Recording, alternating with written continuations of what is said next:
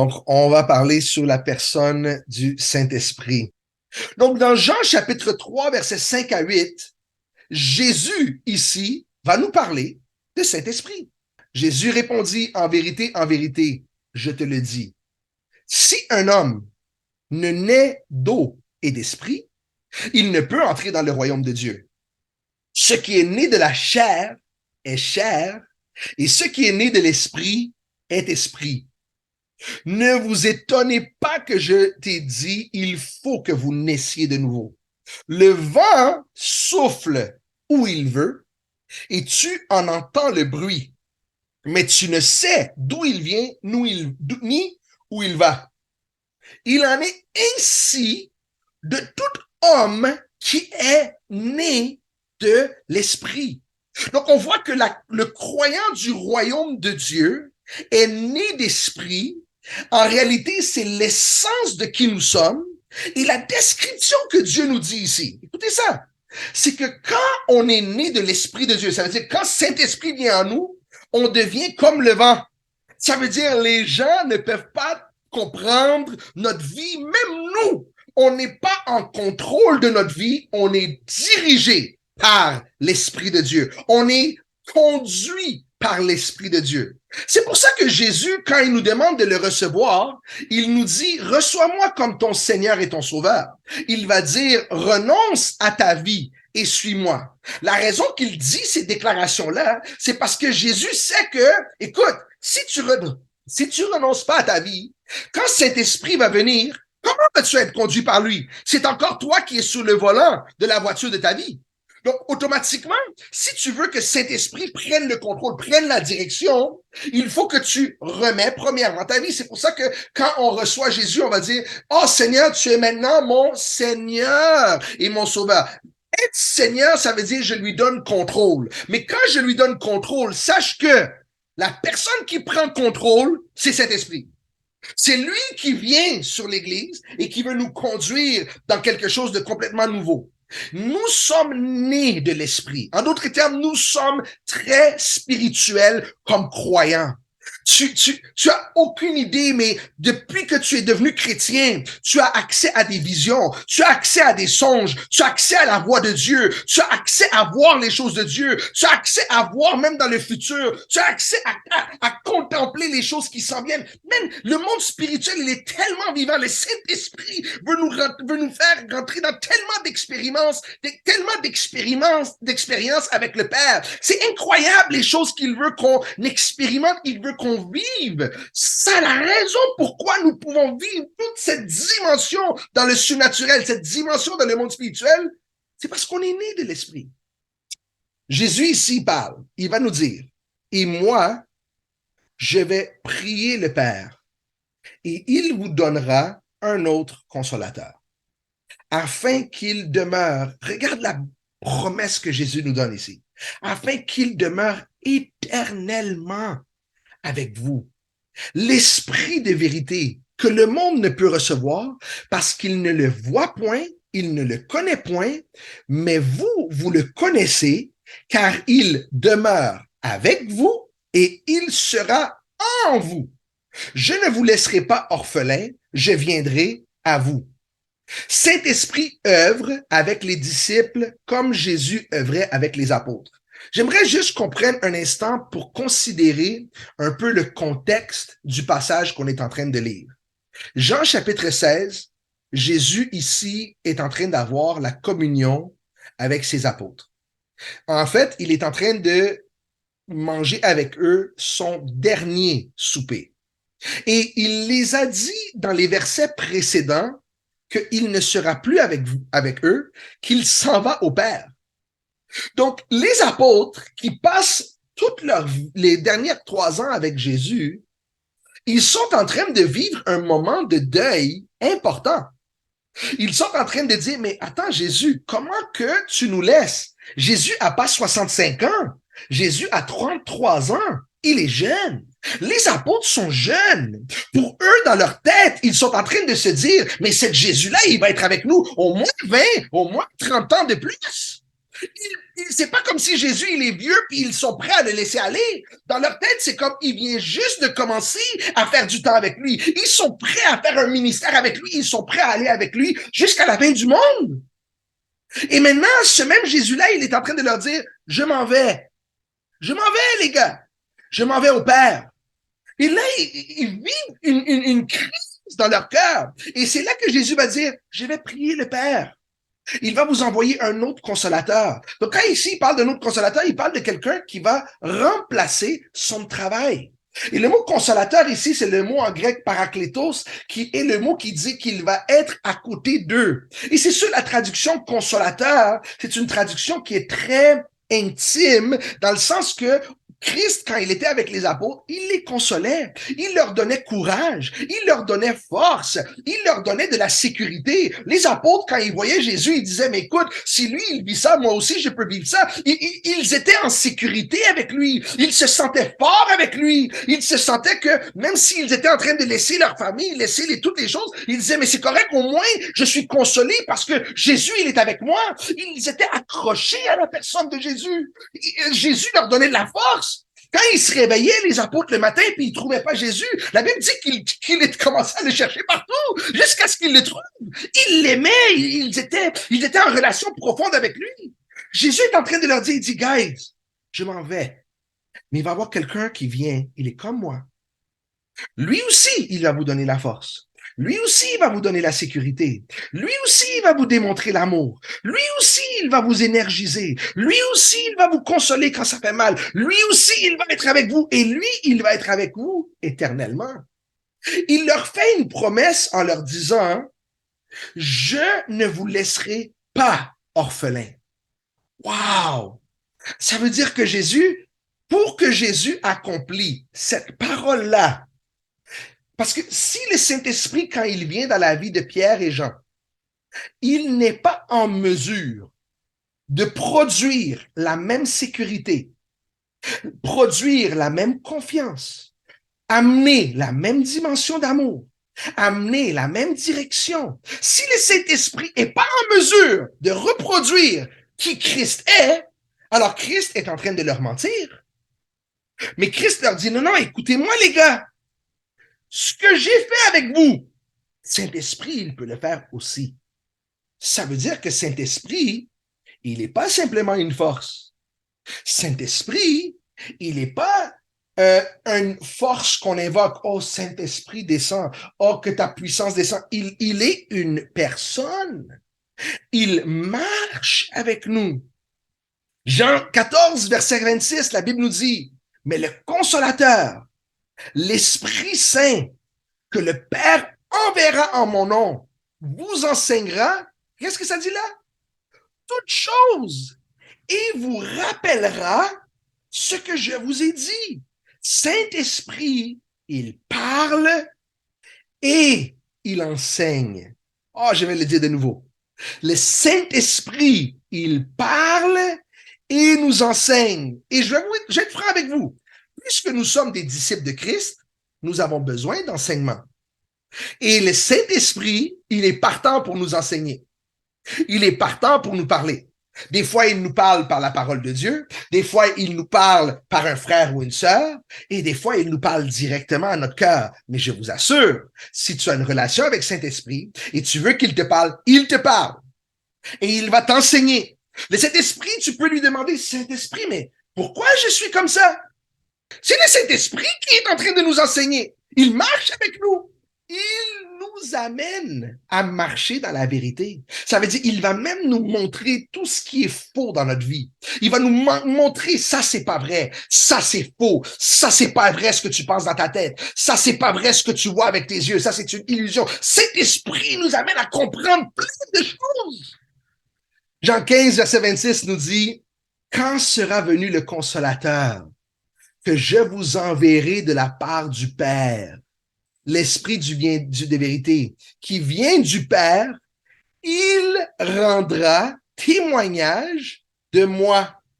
Son Saint-Esprit rend témoignage à la parole avec la puissance qui l'accompagne. Écoute, Jésus, il est venu témoigner de son Père.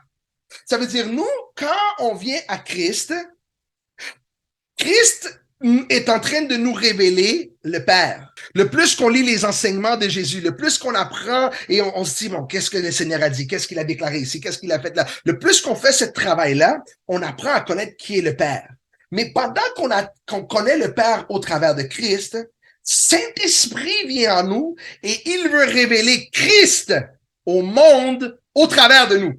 Et maintenant, quand nous, on amène les gens à connaître Christ, ces mêmes personnes-là qui reçoivent Christ, ils commencent à connaître le Père. Ce Saint-Esprit, il est en nous pour révéler Christ à l'humanité. Et les gens, quand ils reçoivent Christ, dans cette relation-là, ils commencent à connaître le Père. Quand Jésus dit « il rendra témoignage de moi », ça veut dire que Saint-Esprit rend témoignage de Jésus-Christ au travers de nous. Parce que Jésus, il est plus sur la terre. Il ne parle plus de lui-même. C'est nous qui doit parler pour lui. Nous sommes les témoins aujourd'hui. Si on témoigne pas, personne va entendre. Si les gens n'entendent pas, ils pourront pas être sauvés. Nous sommes les témoins. Et ici, Jésus dit que le Saint-Esprit rendra témoignage de moi. Il les rendra comment?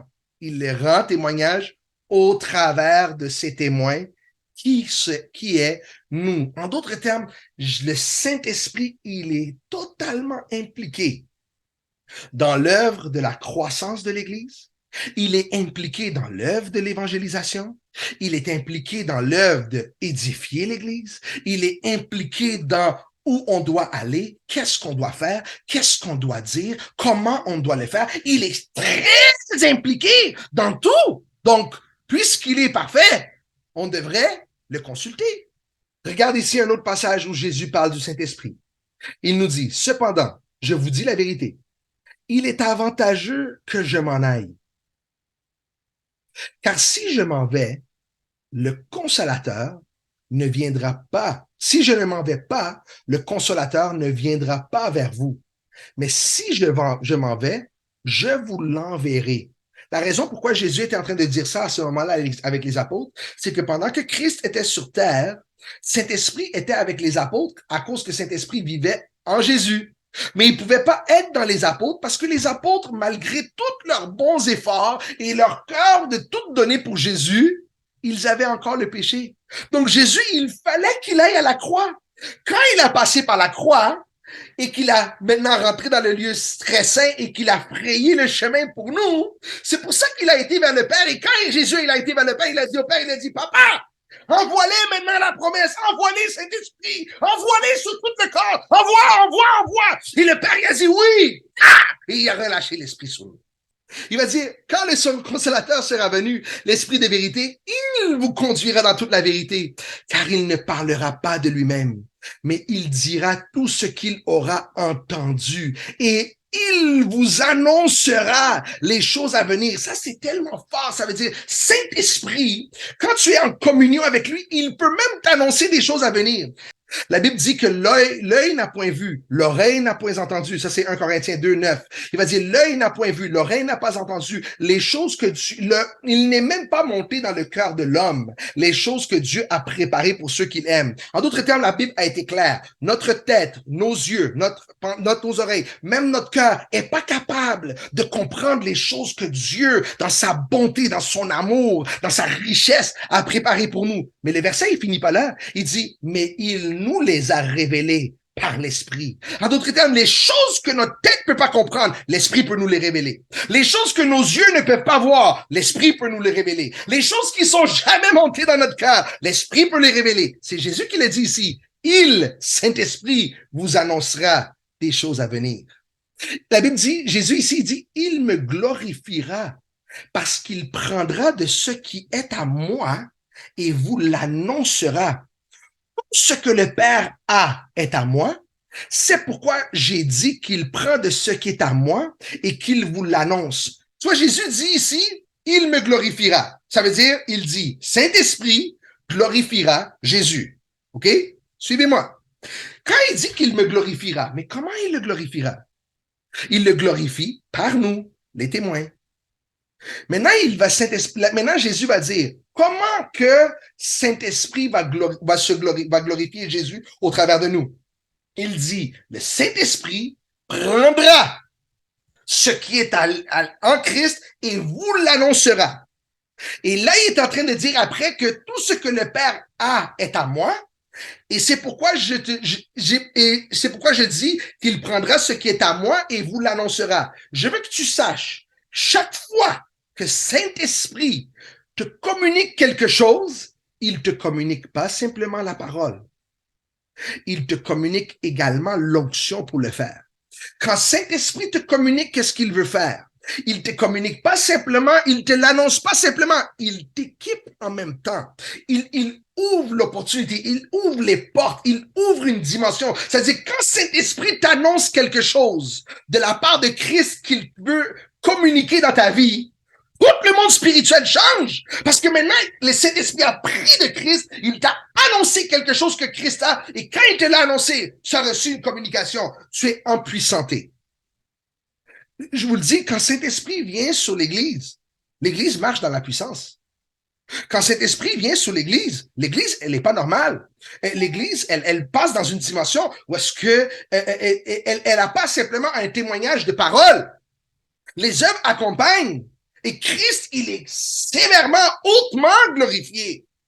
Le Saint-Esprit dans l'Église. Je veux parler de le Saint-Esprit dans l'Église.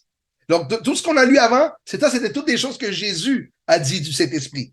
Là, on va le voir à l'œuvre dans l'Église. Dans Luc 24, verset 49, Jésus donne une ordonnance aux apôtres. Il va leur dire, et voici, j'enverrai sur vous ce que mon Père a promis.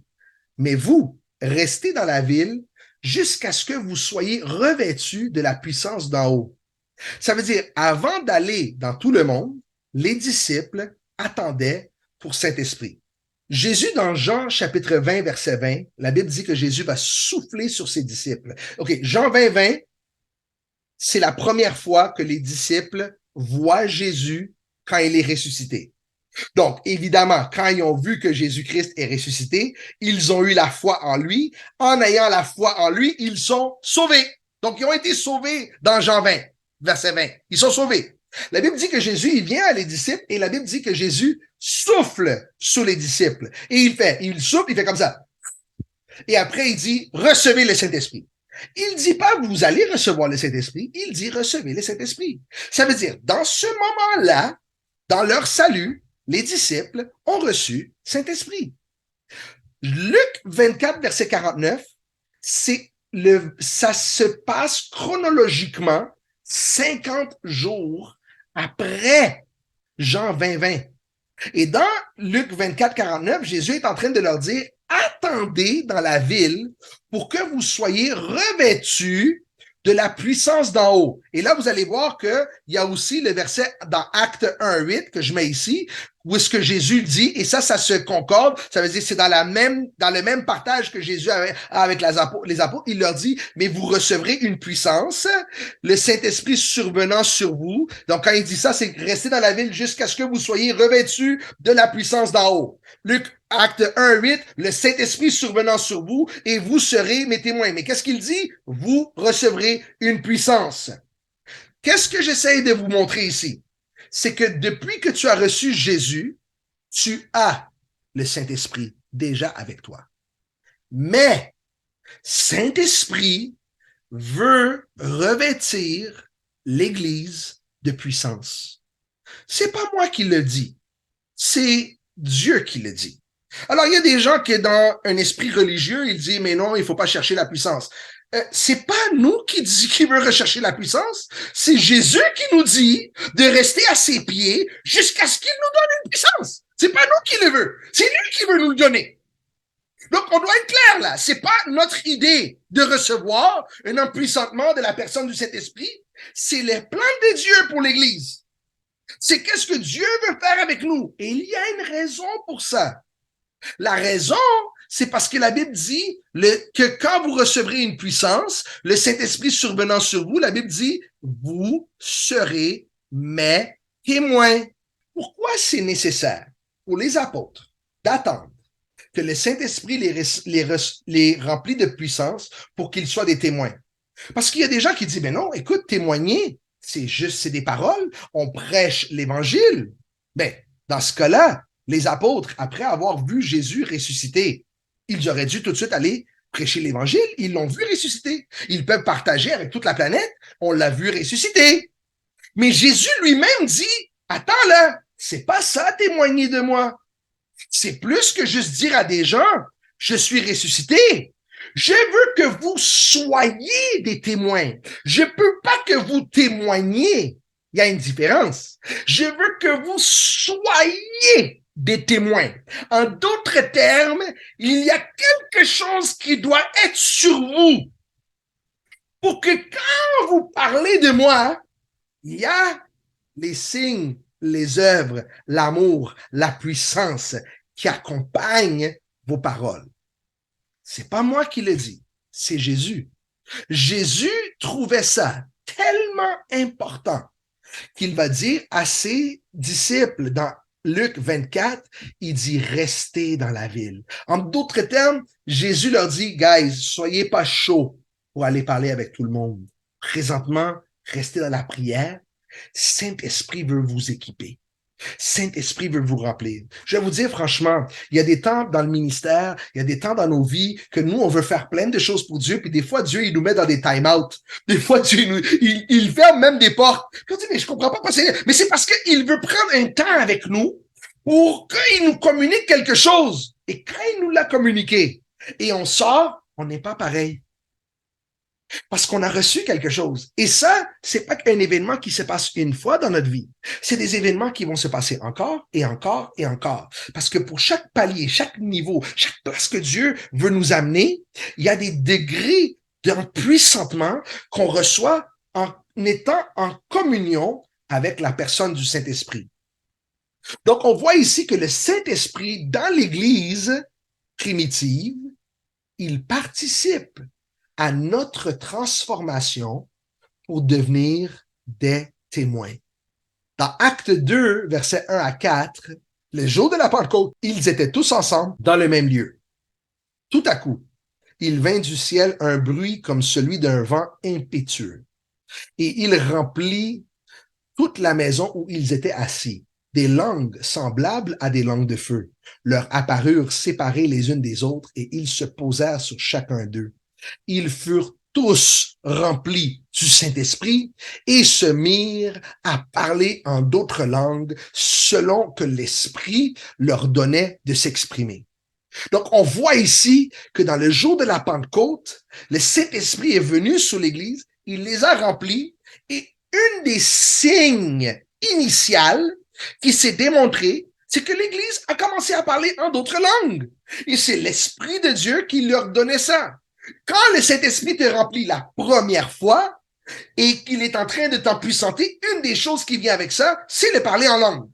Et je vous assure que quand tu es en train d'être empuissanté de l'Esprit, tu es en train d'être transformé dans une autre dimension. Tu le sens. Quelque chose est en train de se produire à l'intérieur de toi. Il y a un empuissantement, il y a une autre dimension d'hardiesse, il y a une autre dimension de compréhension. Tu passes dans un autre niveau. Dieu a de belles choses qu'il réserve pour nous. Mais on peut voir ici dans Acte 2, le Saint-Esprit fait partie de la naissance même de l'Église. Donc, on ne peut pas l'ignorer. Il est dans la naissance. C'est avec lui que tout a commencé. Ça veut dire Jésus, il est venu, mais quand l'Église a démarré, c'était l'Esprit qui s'est manifesté parmi eux. Regarde encore dans Acte 4, verset 31. La Bible dit, quand ils eurent prié, le lieu où ils étaient assemblés trembla. Et ils furent tous remplis du Saint-Esprit et ils annonçaient la parole de Dieu avec assurance. By the way, simplement vous mentionner, qu'est-ce que la Bible dit ici? La Bible dit, ils furent tous remplis du Saint-Esprit. C'est les mêmes personnes de Acte 2 qui sont présents dans Acte 4. Est-ce que c'est possible d'être rempli de l'Esprit plus qu'une fois? Ben oui! Et qu'est-ce qui s'est passé quand ils ont été remplis la deuxième fois? Ils ont annoncé la parole de Dieu avec assurance. Je vous assure, si jamais ton ministère, ta vie ou tout ça est en train de prendre un bas, il faut juste que Saint-Esprit revienne sous l'Église puis on passe dans une autre dimension. Dieu s'attend que l'Église croit. et qui prêche la personne du Saint-Esprit jusqu'à ce que Dieu commence à remplir des gens de nouveau comme il l'a fait auparavant. Et pendant qu'il va faire ça, hey, on va avoir un mouvement de Dieu. Acte 13, versets 2 et 3. Pendant qu'ils servaient le Seigneur dans leur ministère et qu'ils jeûnaient, le Saint-Esprit dit, mettez-moi à part Barnabas et Saul pour l'œuvre à laquelle je les ai appelés. Après avoir jeûné et prié, ils leur imposèrent les mains et les laissèrent partir. Ici, quand tu lis Barnabas et Saul, Saul ici, c'est Paul. C'est le même. Et ici, on voit qu'il y avait un groupe d'hommes de Dieu dans l'église d'Antioche qui priait, et c'est le Saint-Esprit qui a parlé avec les leaders. Et le Saint-Esprit a dit aux leaders, j'ai un ministère pour Barnabas et Paul. Et mettez-les à part, imposez les mains sur eux. Mais ça veut dire que le Saint-Esprit, il donnait même la direction à l'Église. Il disait même à l'Église quoi faire.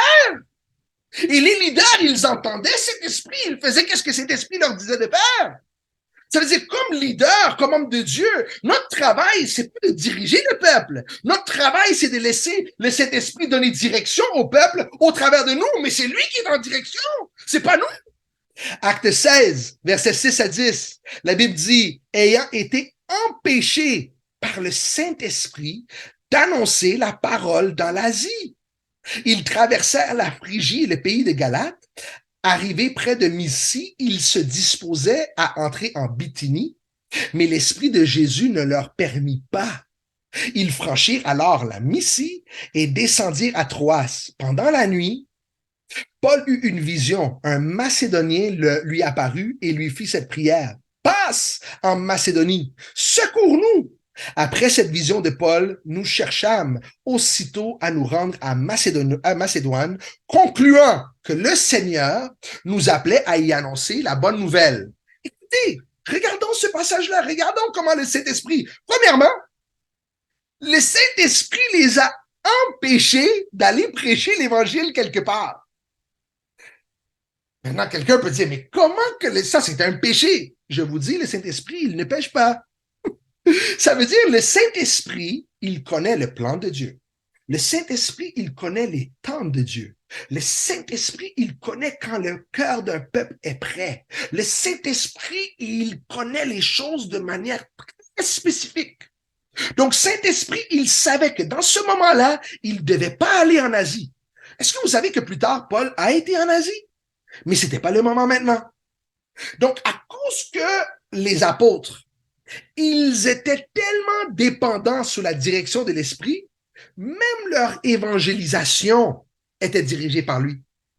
Ça veut dire, ils étaient même, écoute, après, ils voulaient aller à Mysie et en Bithynie, et la Bible dit que l'Esprit de Jésus, qui est clairement le Saint-Esprit, leur empêche même d'aller là. Et après qu'il les empêche 2 fois, on voit qu'ils étaient quand même dans la prière, Paul. Et c'est là que le Saint-Esprit va dimensionner Paul dans le monde spirituel. Il lui donne un songe et dans le songe, il lui révèle où il est supposé d'aller. Et quand Paul va aller là, boum, la puissance va éclater et plein de gens vont venir à Christ. Ça veut dire que cet esprit, il sait qu'est-ce qu'il fait. Et ça veut dire que Dieu, il s'attend à ce qu'on soit dirigé par lui. Il veut pas qu'on prenne contrôle du volant.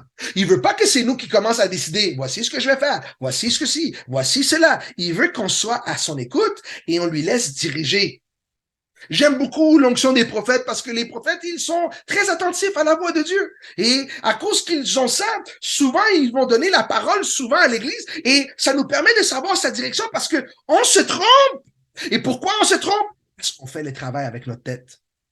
Le livre d'Actes des apôtres pourrait aussi bien être appelé le livre des actes du Saint-Esprit. Il est présent dans tout le livre, tout comme Jésus est présent dans les évangiles. Comment être en relation avec le Saint-Esprit? Numéro 1, prends conscience de sa présence et de sa personne dans ta vie. Ça veut dire, il est déjà là, mais prends conscience. Écoute, on ne peut pas demander à Saint-Esprit de venir, il est déjà là. On doit commencer à le rendre une réalité dans notre pensée que Saint-Esprit est avec nous. Je vous dis, les amis, et ça, je ne vous mens pas sur ça. Je suis en communion avec lui très souvent. Des fois, je peux être en train de parler avec quelqu'un et pendant que je parle avec quelqu'un, dans mon esprit, je suis en train de parler avec Saint-Esprit simultanément. Et quelqu'un peut dire, mais comment tu fais pour qu'on fonctionne avec les deux? Mais c'est parce que avec l'esprit, tu peux fonctionner de manière miraculeuse. Ça veut dire, pendant que tu parles et que la personne me parle, j'ai déjà eu des temps où est-ce que la personne me parle et il me dit quelque chose. Et pendant qu'il me dit quelque chose, le Saint-Esprit me dit quelque chose de différent. Il me dit, qu'est-ce que la personne te dit là, c'est pas vrai. En réalité, c'est ça qui est en train de se passer. Et tu sais, quand on marche avec Saint-Esprit, parce qu'on est conscient de lui, ça démarre une belle communion. L'esprit religieux nous a induits à l'erreur pour penser que Saint-Esprit, il est présent quand on s'assemble ensemble le dimanche matin. Quelle tragédie de voir qu'on a limité l'action de Saint-Esprit dans nos vies à un moment précis dans la semaine. Après, on se demande pourquoi on n'est pas capable de gagner nos familles, nos villes, nos communautés, nos amis. On ne peut pas le faire parce qu'il n'est pas une réalité constante dans notre vie. Mais je vous dis, ça, c'est la religion. Mettez ça de côté. Saint-Esprit, il est avec vous maintenant. Il va être avec nous quand le cours, il va être terminé. Et il peut se manifester dans ta vie n'importe quand. Alors, la première étape, prends conscience. La deuxième étape, avoir une communion avec lui chaque jour. N'ignore pas Saint-Esprit. Ignore-le pas. Demande-lui, est-ce que tu as quelque chose à me dire, Saint-Esprit, aujourd'hui? J'aimerais bien t'entendre. Saint-Esprit, je suis disposé à entendre ta voix. Saint-Esprit, est-ce qu'il y a des choses que tu veux changer? Saint-Esprit, ça veut dire juste sois en communion avec lui. Je vous assure que les apôtres auraient jamais marché de un village à un autre village sans parler avec Jésus. C'est sûr qu'ils le parlaient. Et c'est sûr que Jésus leur parlait aussi. Ça veut dire, dans chaque temps que tu as dans ta vie où tu es seul, exemple, tu es en train de conduire au travail, tu prends ta douche, tu vas à la toilette, tu es en train de prendre une marche. Chaque fois que tu es toute seule et que tu te promènes d'une place à une autre, cet esprit, il est avec toi. C'est le meilleur moment de lui parler. Cet esprit, il nous a été promis. Il ne nous fait pas une faveur d'être avec nous. Il aime être avec nous.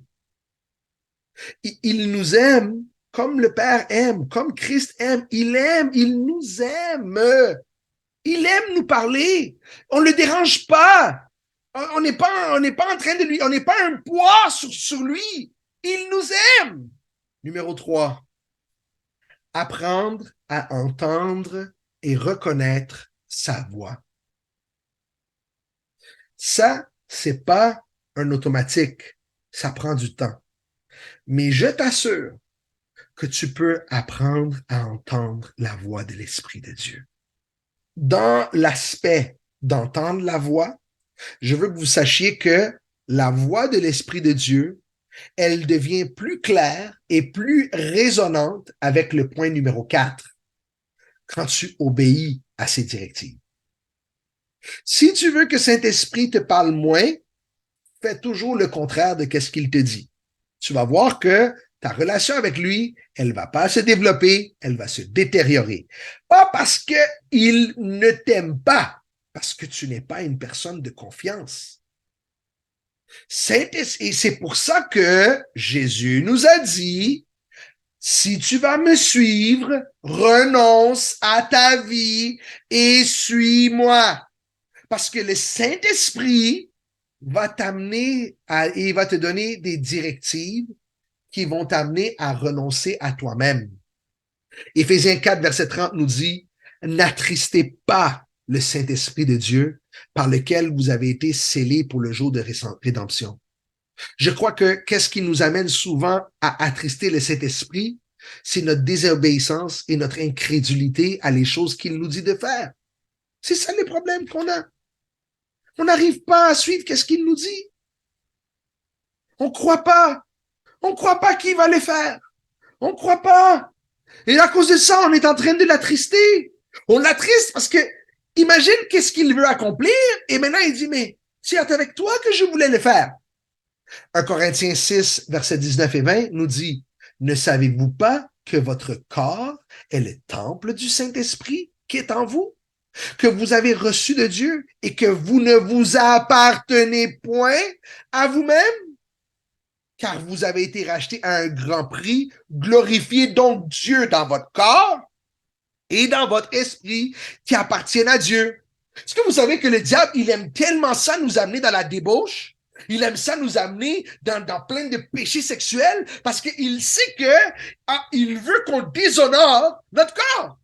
Avec les drogues, l'alcool, avec plein de choses. Il aime le diable, il veut tellement nous amener parce qu'il sait que cet esprit, il vit en nous. Alors il dit, bon, je ne peux pas toucher l'esprit de Dieu parce que cet esprit, il ne peut pas le toucher. Il dit, alors je vais déshonorer ton corps. Il veut nous conduire dans ça. Et l'apôtre Paul, il dit à l'église, il dit, hey, prends soin de ton corps. Cet esprit, il vit dans ton corps. Honore-le. Honore le corps que cet esprit il est venu vivre dedans. Et ça devrait nous motiver à marcher dans une sainteté parce qu'on dit, mais non, je ne veux pas déshonorer le temple. Mon corps, il est le temple. Donc, je ne vais pas amener mon temple dans n'importe quoi de stupide, là. Le Saint-Esprit, il est en moi. Et en plus, la Bible, il est claire. Vous ne vous appartenez point à vous-même. Ça veut dire, tu appartiens à Dieu. Corps et âme, tout de toi appartient à Dieu. Alors, n'importe quoi qui veut t'amener dans les saletés, tu dis non à ces choses-là. Tu dis, mais non, je ne rentre pas dans ça. Mon corps, il est le temple. Cet esprit, il vit en moi. Je refuse. Et tu prends cette décision-là. Cet esprit, il va être tellement content. Parce qu'il va dire, oh, tu honores. Tu honores, tu m'honores. Tu m'honores que je suis venu vivre en toi. Tu m'honores. Je prends plaisir maintenant. Je vois que tu as vu la valeur que tu as. Parce que quand tu es en train de te laisser aller dans la débauche puis dans plein de choses, ça veut dire que tu n'as pas compris ta valeur. Tu n'as pas compris le prix qui a été payé pour toi. Mais quand tu commences à comprendre, tu dis non, mais attends, cet esprit, tu vis en moi. Mais non, ça veut dire que je suis précieux. Ça veut dire que je ne peux pas laisser mon corps, je ne peux pas le laisser aller comme ça, avec les mains dans les mains de n'importe qui, en train de manger n'importe quoi, en train de vivre n'importe comment. Je ne peux pas faire ça. Le corps, il est trop important. Cet esprit, il vit dans ce corps-là. Ton corps, il est un tabernacle. Il est littéralement à l'intérieur de toi. Éphésiens 3, versets 14 et 17 nous dit, à cause de cela, c'est Paul ici qui prie, je fléchis les genoux devant le Père, duquel tire son nom toute famille dans les cieux et sur la terre, afin qu'il vous donne, selon la richesse de sa gloire, afin qu'il vous donne, selon la richesse de sa gloire, d'être puissamment fortifié par son esprit dans votre homme intérieur. Ça veut dire, Saint-Esprit, quand il vient à nous, il te fortifie. C'est pour ça que des fois, tu peux voir des simples hommes, des simples femmes, et tu dis, mais avec tout ce que la personne a passé dans sa vie, comment tu fais pour être encore debout? Avec tout ce que tu as passé dans ta vie, comment tu fais pour marcher avec tellement de force? Avec les coups que tu as pris, avec toutes les fois qu'on t'a maltraité, tu as été abusé, tu as été menti, on t'a volé, on a parlé mal, tu as vécu tout ça et tu parles avec... Comment ça? C'est parce qu'on est en train d'être puissamment fortifié.